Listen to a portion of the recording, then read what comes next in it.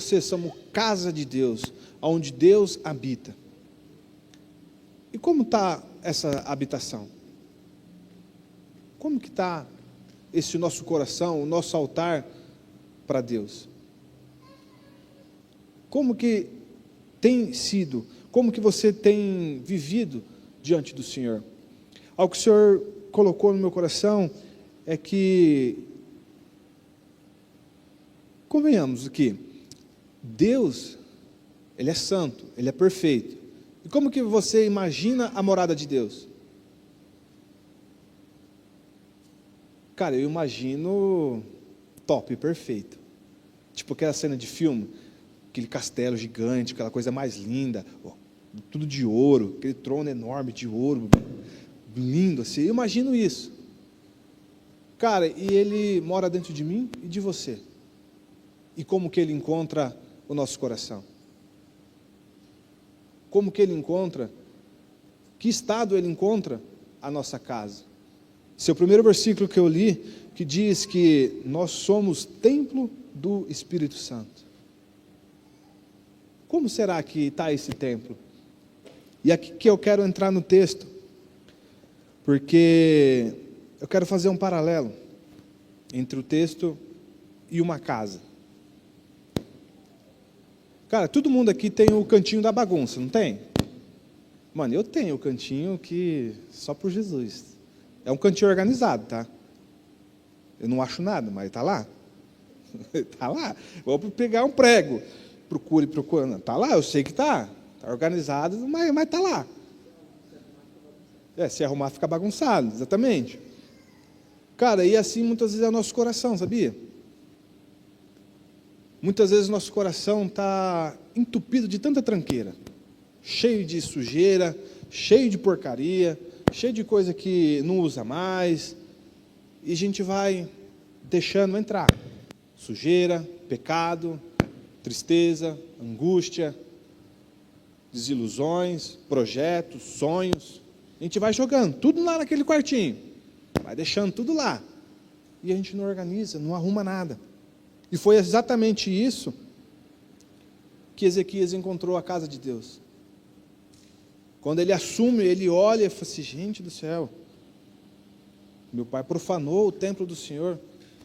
Como que nós estamos enfrentando o juízo de Deus? Porque lá atrás não limparam, não organizaram, entrou pecado, profanaram o templo do Senhor. Cara, e exatamente isso é o nosso coração. Como nós somos o templo, a palavra do Senhor vai dizer que Deus não habita em templos feitos por mãos humanas, mas Ele habita aqui no meu coração e no teu coração. Sendo um Deus tão grande, perfeito, como que você acha que Ele quer encontrar o seu coração? Como você acha que Ele deseja encontrar o meu coração? Que muitas vezes a gente fazemos, igual quando a gente tem uma visita inesperada. O que a gente faz? Sai correndo, junta tudo. Mano, eu tenho o Samuel pequenininho. Cara, só pela graça. Cara, é só pela graça de Deus. Você arruma aqui, 5 minutos depois está tudo bagunçado. Não fica nada no lugar, velho. Não fica nada no lugar. Aí, de repente, alguém te liga. Fala assim: ô, estou indo na tua casa. Primeira coisa que você faz, você junta tudo, joga num quarto, fecha a porta, deixa lá. Aparentemente, a pessoa chega, está tudo arrumado, tudo limpo. Mas não está. Porque lá dentro no quartinho, logo que você abre a porta, cai tudo. Cai toda a sujeira, tudo a bagunça. E muitas vezes nós somos assim. Nosso coração é exatamente isso. Porque nós aparentamos estarmos bem. Mas por dentro do nosso coração está cheio de sujeira. Muitas vezes nós falamos: Deus, eu te amo, Deus, aqui. Mas por fora, só você sabe o que você está passando. Por dentro, só você conhece o teu coração.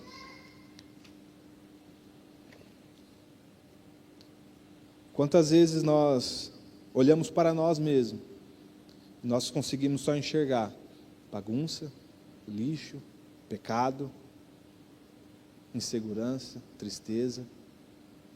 Olhamos projetos lá no fundo, sonhos, chamado, propósito, mas é como se Deus gritasse lá no fundo assim, ó, ei, tem muita bagunça, e você não consegue ouvir. Deus está lá falando, gente, tira aqui, tira. Mas está abafado de tanta porcaria, de tanta coisa que nós entupimos no nosso coração. Sabe, o Senhor tem ministrado isso muito essa semana no meu coração. Porque muitas vezes o diabo ele usa isso para acusar a gente. Você é pecador, você fez isso, você fez aquilo. Está vendo? Está invejoso. Está com raiva. Não concordo com isso. Ele vai trazendo aquela sujeira. E nós não conseguimos mais ouvir a voz de Deus. E nós precisamos tomar algumas atitudes, como Ezequias tomou.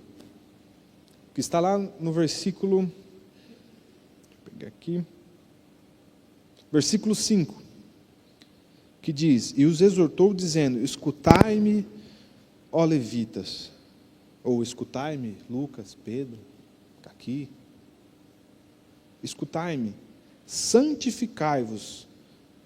Essa é a primeira atitude que nós precisamos ter. A primeira atitude para começar a colocar a nossa casa em ordem, para começar a trazer à luz esse quarto escuro, esse quartinho da bagunça, que muitas vezes nós não queremos mexer. A primeira atitude é, santificai-vos. Hebreus, capítulo 12, 14 diz, sem santidade ninguém verá a Deus. Sabe, a gente precisa nos santificar.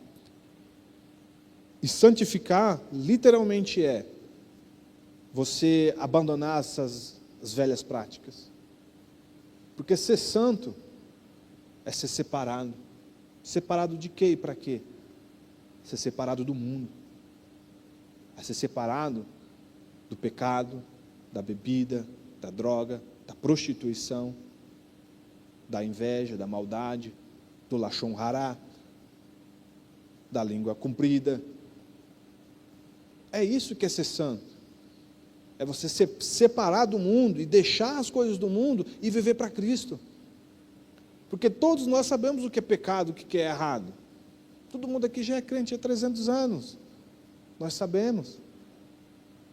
E ser santo literalmente é orar mais, jejuar mais, pecar menos. Entendeu? É evitar o pecado. Evitar o pecado ao máximo. Não é uma frase que a mãe fala, eu acho muito legal. Muitas vezes, pecado é como se fosse uma fossa, gigante, sim. Você senta na fossa e fica balançando as perninhas, assim, ó. Ei, que legal.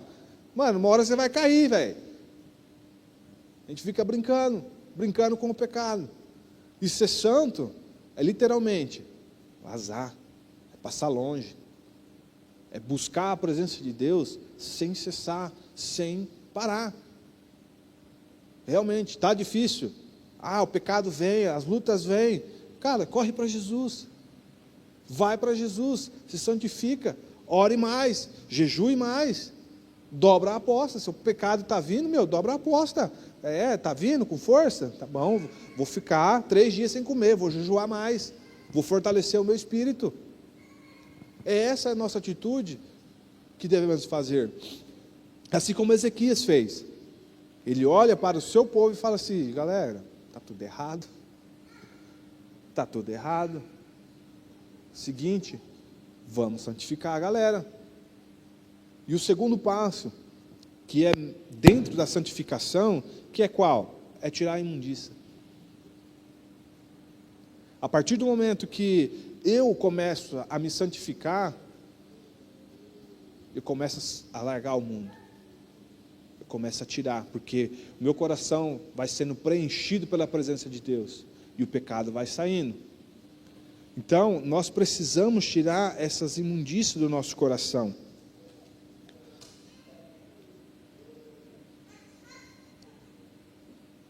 Nós precisamos tirar. E não é fácil. não é uma coisa simples. Quanto aqui já fez faxina? Faxinão mesmo, assim, de chegar ao final do dia, você está morto, não está? Você limpa a coisa, e arrasta a coisa, e puxa a coisa, encontra a coisa, e perde outras coisas.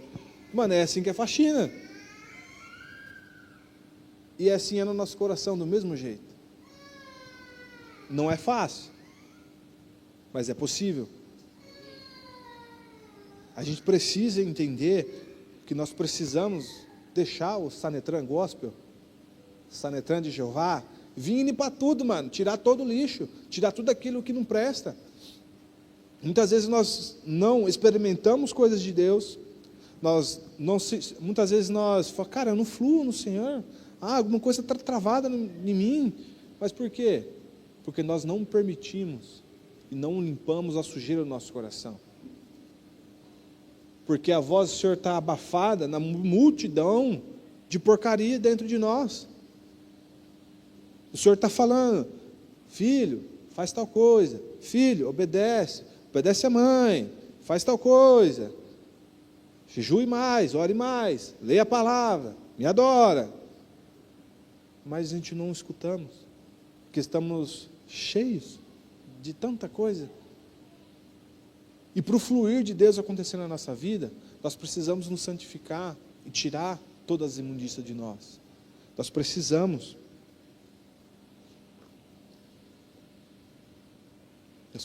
fazer essa limpeza do nosso coração.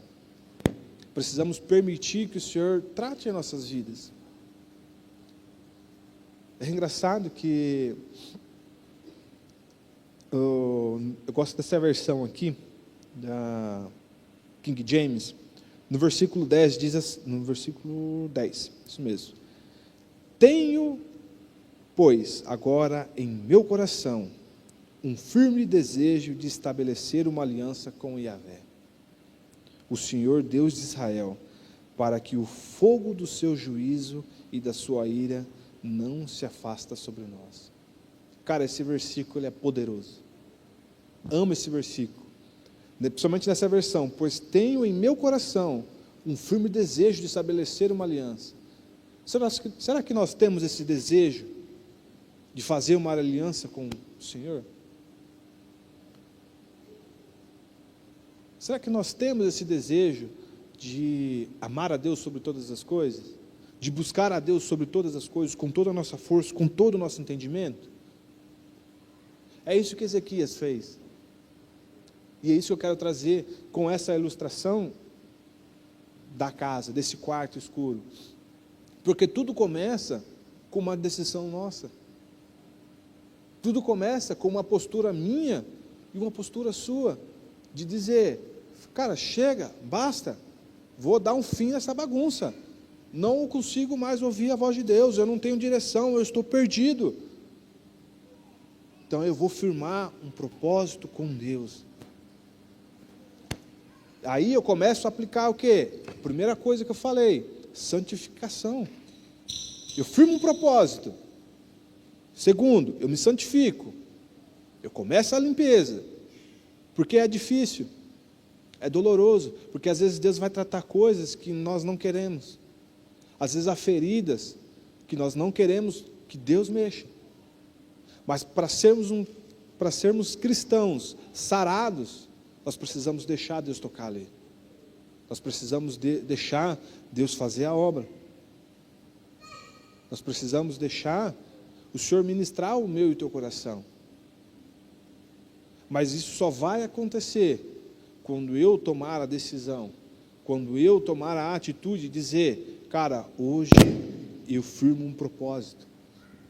E dentro disso, o versículo ele segue, e é um alerta para mim e para você, que diz assim, portanto, filhos meus, não sejais negligentes, pois Yahvé, o Senhor vos escolheu para o servirdes em sua presença. O que eu li agora em 1 Pedro? Vós, porém, sois raça eleita, sacerdócio real. Nós somos templo, casa, habitação do Espírito Santo. E como o Senhor quer te encontrar nessa noite? Será que ele olha para mim e fala, vixe, precisa varrer mais ali, hein?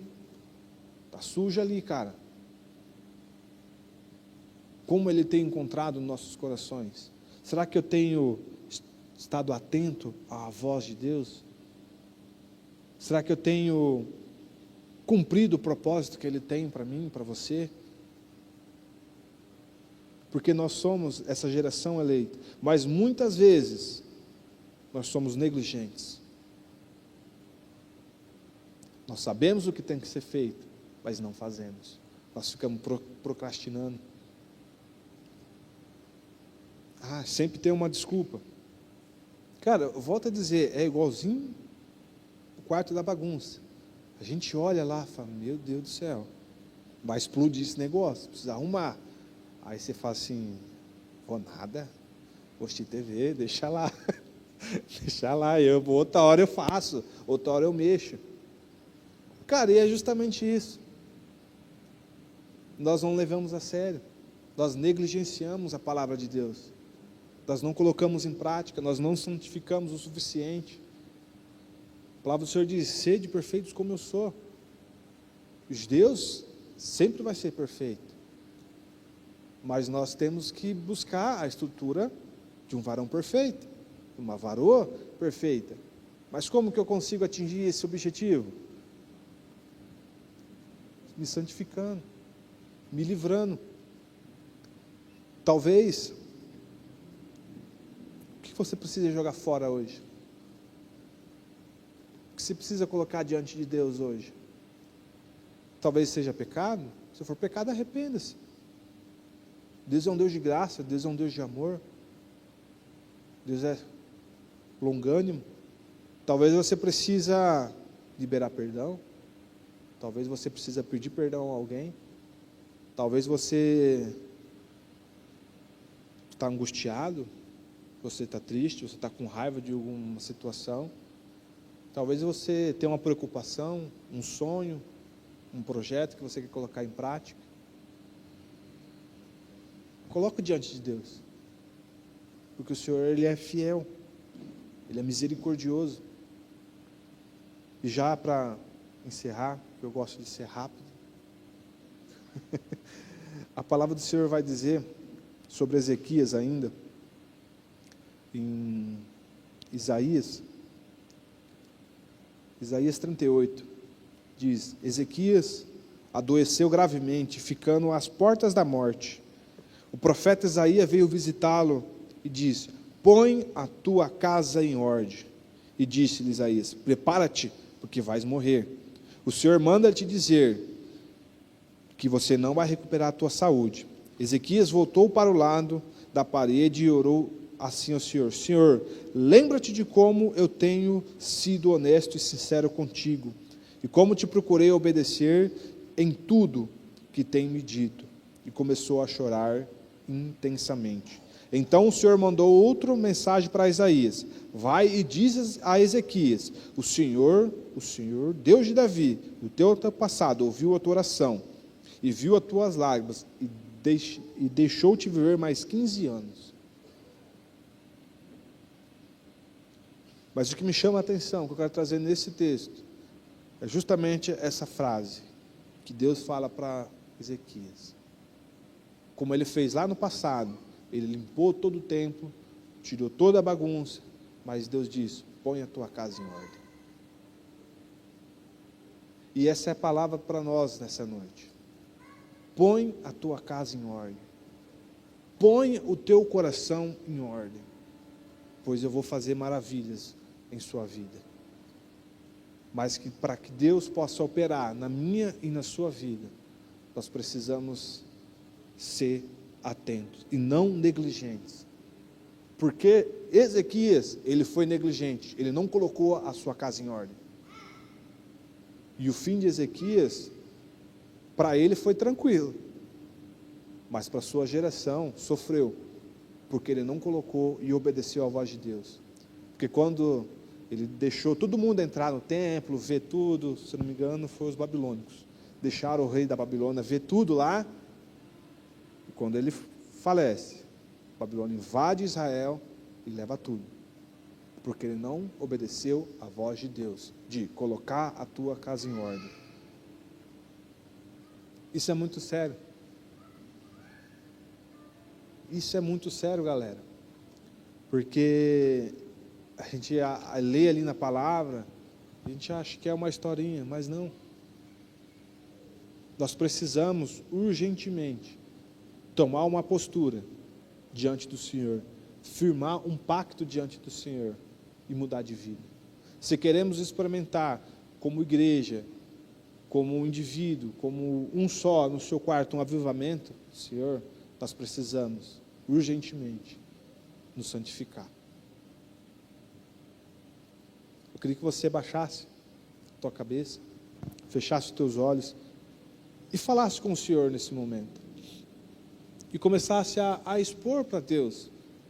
Realmente, Deus, eu tenho esse problema. Talvez seja um perdão a liberar, talvez seja uma tristeza. Eu não sei, um pecado a se confessar. Mas o Senhor é um Deus de graça, é um Deus de misericórdia. E Ele quer mudar nossas vidas nessa noite. O Senhor realmente quer trazer a glória do templo, que assim como foi no Ezequias, quando eles limparam tudo, a glória do Senhor desceu sobre aquele lugar. O Senhor quer descer sobre as nossas vidas.